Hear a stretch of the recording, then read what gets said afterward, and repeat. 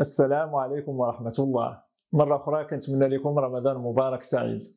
كنتمنى أنكم كلكم تكونوا في صحة جيدة. الناس اللي شافت الفيديو ديالي الأول ديال تحديد الأهداف تنتمنى أنكم تكونوا استفدتوا منه وتكون عنده واحد القيمة مضافة. أنا كنشكركم من كل قلبي. اليوم إن شاء الله موضوع جديد. طبعا منذ العهد ديال سيدنا آدم إلى اليوم كانت دائما واحد الفئة ديال الناس كتأثر في ملايين ولا ملايير البشر. وحنا دائما كنتسائلوا كيفاش واحد الشخص عنده واحد القبول او لا واحد المجموعه ديال الناس كتقدر تاثر في مجموعه ديال الناس وتخليها تتبع الافكار ديالها او لا المعتقدات ديالها او لا طرق ديال الاشتغال ديالها. هذا علم قائم بذاته، وهذا العلم هذا ما تيخصش غير الناس ديال المبيعات او لا ديال المفاوضات، بل تيخص ايضا واخا غير المفاوضات ديالك مع الخضار ولا مع الناس اللي تتلاقى معهم يوميا. انا شخصيا كنستعمله يوميا في حياتي. اليوم غادي نتكلموا على فن او علم الاقناع او التاثير. هذا محمد الفيزازي وانتم على انسبيريشن اند كوتشنج اكاديمي.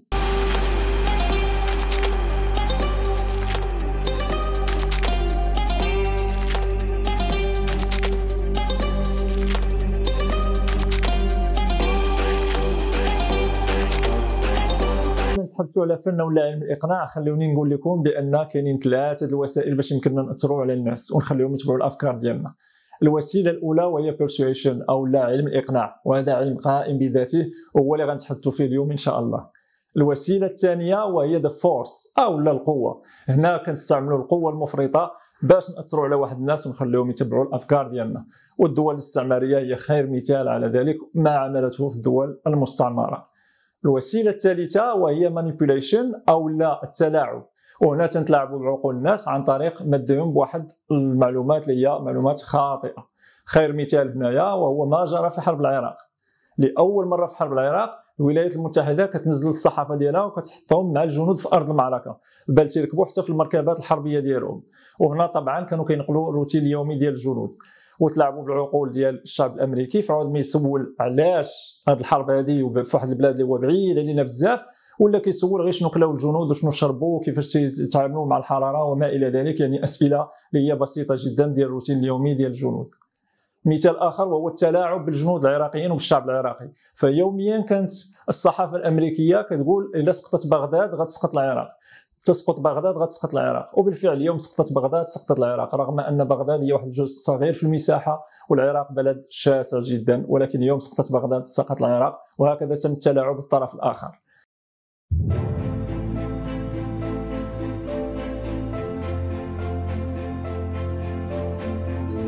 كاين ايضا التلاعب كيمكن له يكون ايضا في الاشياء البسيطه. مثلا الا جا عندنا واحد الضيف غير مرغوب في المنزل وكانت النيه ديالو غير صادقه، فملي تيدخل عندنا الا بغى ياثر علينا ويتلاعب علينا اشنو تيدير؟ اول طلب كيطلبوا يلاه تيدخل معروفه هذه، تيقول لك الله يخليكم واش كاين شي مقراج الماء سخون بغيت نتوضا. وهنا طبعا كنا تنقولوا هذا السيد ديالي متقي الله وتيتلاعب بنا ويقدر ياثر علينا ويقدر يدير بنا اللي بغى. اذا اليوم غادي نتحدثوا على فن او لا علم الاقناع. هذا علم كيقوم على واحد 6 ديال النقاط، علميا تثبت بانه كيقوم على 6 ديال النقاط وكيرتكز عليهم. وقبل ما غنتحدثوا على النقطه الاولى في هذا المجال خصكم تعرفوا بان هذا العلم هذا كان منذ العهد ديال سيدنا ادم، يعني كيمكن له يجيب الفطره، ولكن خصنا نسقلوا المواهب ديالنا ونسقلوا هاد 6 ديال النقاط لانه كنحتاجوهم في الحياه ديالنا الشخصيه والعمليه والاجتماعيه ومع العالم ككل ومع الناس ككل، وهي كتعطينا وكتقدم لنا واحد النجاح فوق طابق من ذهب الا استطعنا نخدموا بهاد 6 ديال النقاط. اول نقطه في 6 ديال النقاط وهي اللايكينغ او الاعجاب. طبعا كما كتعرفوا جميع ملي تيكون واحد الفنان مشهور او لا واحد الرياضي او لا شخصيه تاريخيه ولا دينيه كتقدر تاثر على الملايين ديال البشر. But it must be a nice feeling to be here and knowing these people are going crazy for you and people at home are excited about seeing you. That must be quite a good feeling. Well, it's an unbelievable feeling. وهنايا طبعا لان كيكون الاعجاب ديالنا بها فكنوليو نلبسوا بحالهم نفكروا بحالهم ناخذوا المعتقدات ديالهم وما الى ذلك. لذلك انا كنوجه واحد النداء للفنانه ديالنا والرياضيين ديالنا باش يرقاو، لان كيأثروا على مجموعه ديال الشباب، ملايين ديال الشباب كتابعهم وكتاثر بهم. وهنايا طبعا ملي تنهضروا على اللايكين كاين واحد النقطه مهمه اللي تيخلي اننا ملي نكونوا معجبين بواحد الشخص تنتبعوه في كل شيء وتاثر علينا، وهي السيميلاريتي او ما يسمى بالتشابه، لان كنشوفوا راسنا كنشبهوا لذاك الشخص اما حاليا والا كنتمناو باش نشبهوا ليه في المستقبل.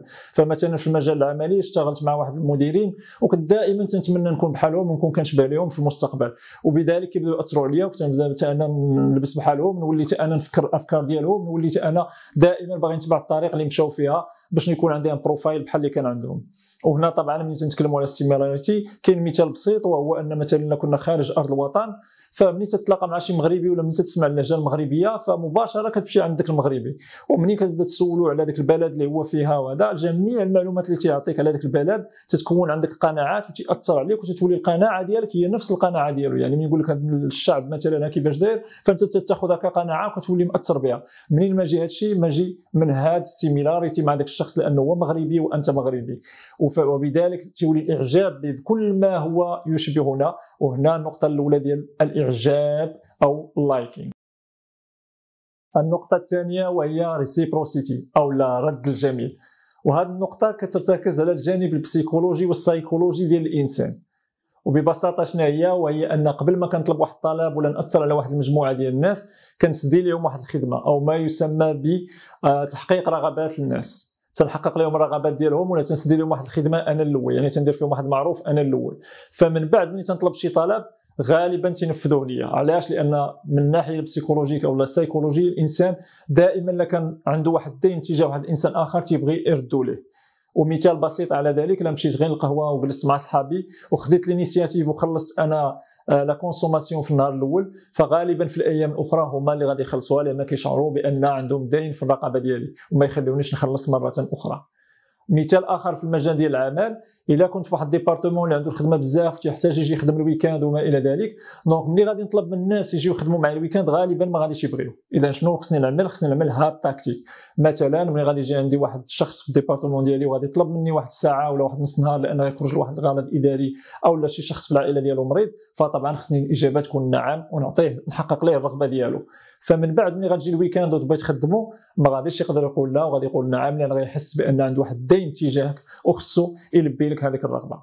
مثال اخر، مثلا الوالدين ملي تيكبروا ولا كانوا ساكنين مثلا في واحد العماره عاليه مثلا، فملي تيبغيو يتسخروا كيصعاب عليهم ينزلوا في الدروج وهذا، اذا شنو تيديروا مع الدراري الصغار اللي كيلعبوا في الزنقه؟ مثلا فما يكونوا طالعين يعطيوهم واحد الشوكولا ولا غادي يدوروا معاهم، فمنين من بعد غادي يبداو يطلبوهم باش يجيو يتسخروا لهم، فغالبا الدراري الصغار غادي يتسخروا لهم. مثال اخر وهو مثلا ملي تمشيو للمقهى، الا مشينا للمقهى تبتات واحد الدراسه علميه بان الا كان السيرفور في المقهى تيجيب داك الورقه ديال الخلاص لا نوت ومعها شوكولا، فهنايا تيطلع لي روسيت ديالو ب 3%. وهاد الدراسه تبتات بانه جاب معها 2 قطع ديال الشوكولا مع لا نوت ديال القهوه مثلا ولا ديال الكونسوماسيون، فكيطلع لا روسيت ب 14%. اذا هنا تاثر علينا هذا السيرفور فقط ملي تيحط ديك القطعه ديال الشوكولا مع لا نوت. وهنا تنطلب دائما من الطلبه ديالي ومن جميع الاشخاص او لا خصوصا الشباب اللي بغاو يديروا المقاولات باش يفكروا دائما شنو هي الشوكولاته اللي خص يبيعوا مع لو برودوي اللي تيقترحوا على لو مارشي، لان هذاك الشوكولا هانتوما شفتوا بالنسبه للسيرفور شحال تتعطيه ديال النسبه المئويه ديال لا روسيت في النهار زايده. وصلنا للنقطة الثالثة وهي كونسيستنسي أو ما يسمى بالمثابرة، يعني بأن كنبقى نطلب واحد الطلب حتى كيتحقق، ما كنزلش يدي. وهنايا بالدارجة ديالنا كنسميو شي واحد راه لصقة، يعني تيبقى لاصقك حتى تحقق له الطلب ديالك. نوض شرباتي. اشكون؟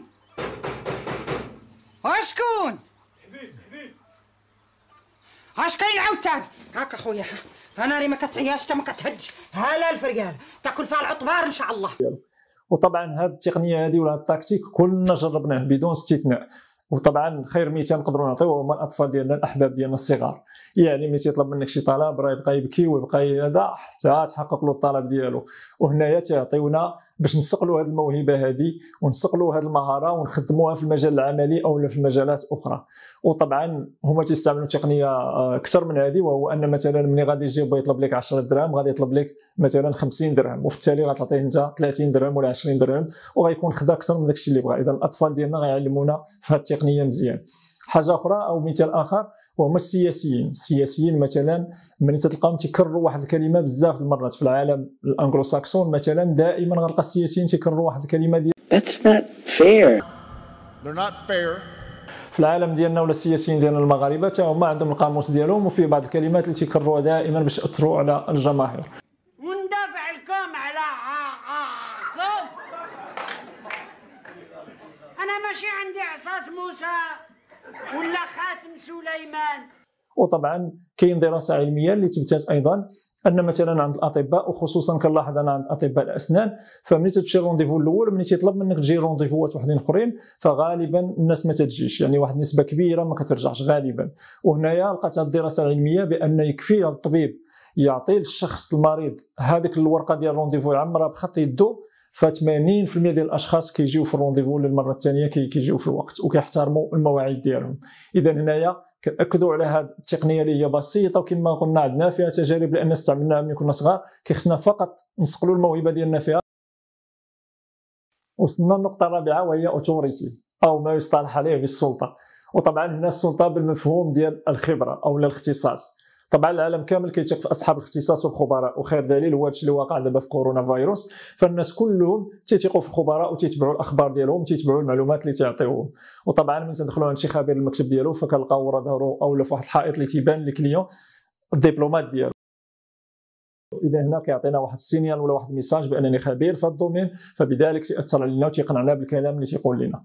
وطبعا هاد الخبراء ما كاينينش غير في هذا المجال كاينين في المجال العمل ايضا. الا كنت خدام مع واحد المدير اللي هو خبير في المجال ديالو فانت كتاثر به وتتبع الافكار ديالو وتتمنى تكون بحالو. بينما الا خدمتي مع واحد المدير اللي ضعيف في المجال ديالو فغالبا كتستهزئ به وما تتبعش الكلام ديالو.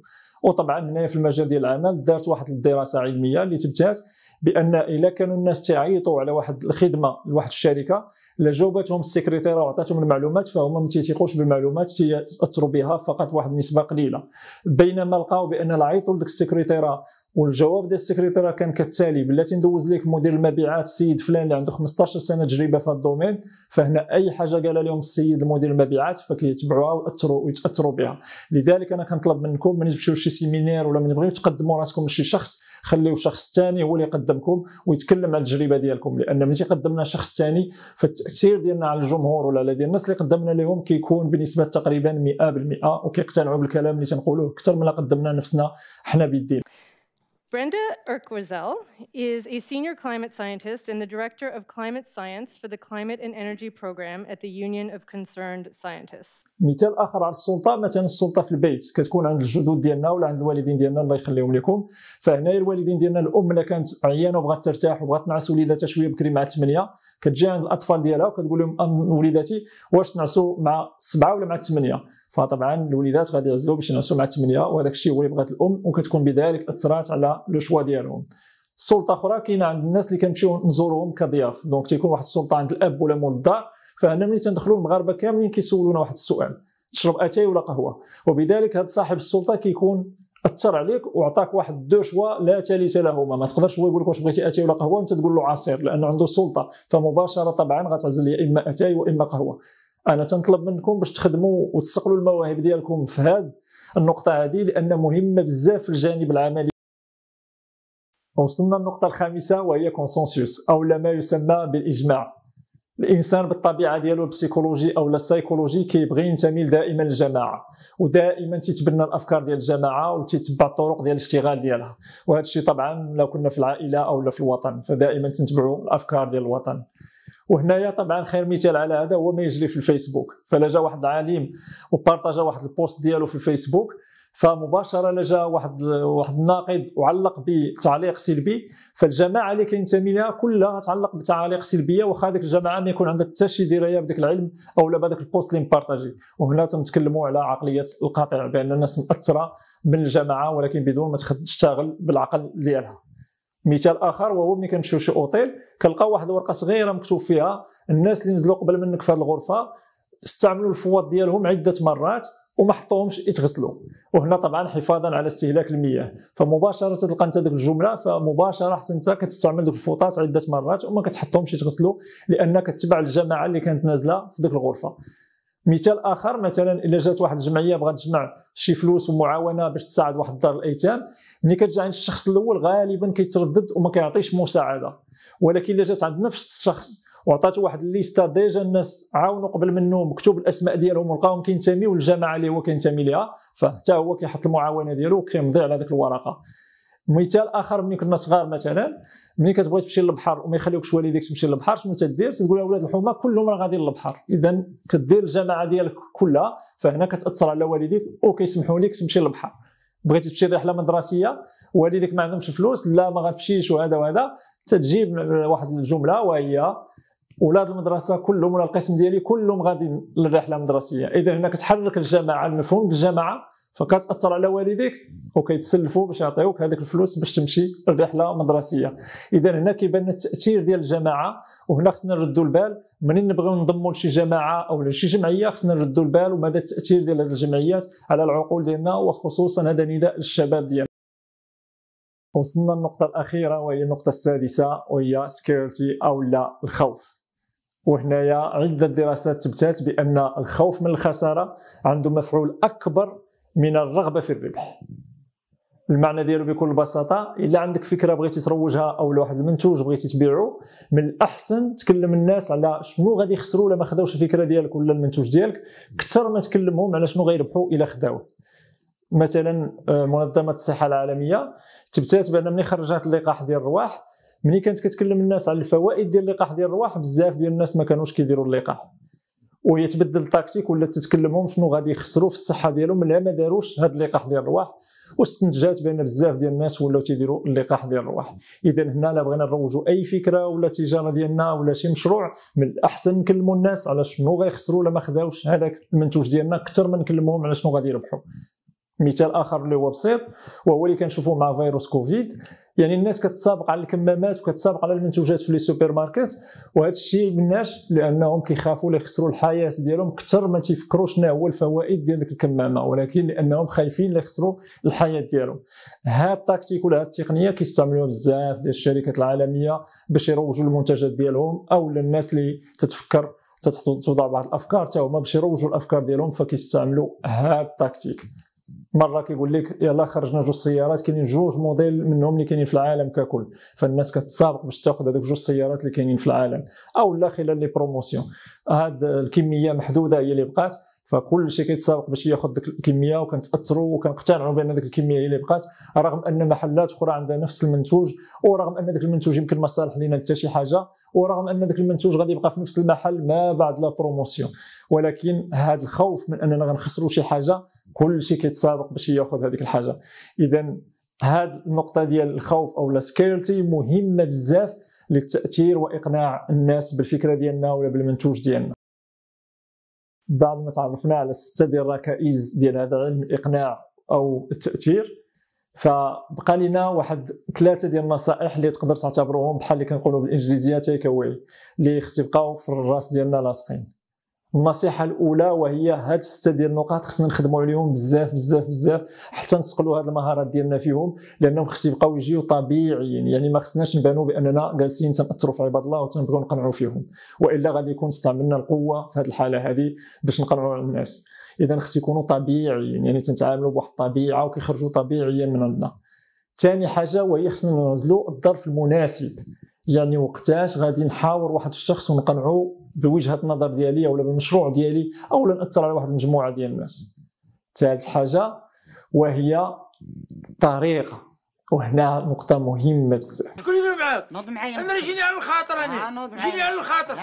لان بزاف الناس ما عندهمش الطريقه ديال الاقناع، واخا كيكونوا عارفين هاد 6 النقاط ولكن الطريقه ماشي هي هذيك. اذا خصنا ايضا نستغلوا ونترينيو او لا نشتغلوا على الطريقه ديال الاقناع، وهذه النقطه مهمه بزاف. اذا تذكروا معايا، خصنا نشتغلوا على هاد 6 ديال النقاط، خصنا نعزلوا دائما الظرف المناسب، وخصنا الطريقه المناسبه. وهنايا تيجي لبالي الشباب ديالنا اللي كيقدموا المشاريع ديالهم باش يحصلوا على تمويل من الابناك ولا من عند لي زانفيستيسور، غالبا من الناحيه التقنيه الدواسه ديالهم تيكونوا مزيانين بزاف واكسيلون، ولكن المشكل اللي عندهم تيترفضوا لهم الدواسه، وربما من الاسباب ان الطريقه باش يقدموها ما تيقنعوش هذاك الشخص اللي اونفاس ليهم. يعني الدوسي راه مزيان ولكن طريقه الاقناع والتاثير على الشخص اللي اونفاس ليهم ما تتكونش هي هذيك. اذا هذا الفيديو هذا كيعطيكم جزء من ذاك الحل باش نطوروا من الطريقه ديالنا باش نقنعوا الناس ونأثروا عليهم. هكذا كنكون وصلت للنهايه ديال هذا الفيديو. لله الامر من قبل ومن بعد. صلى الله على سيدنا محمد، والسلام عليكم ورحمه الله وبركاته.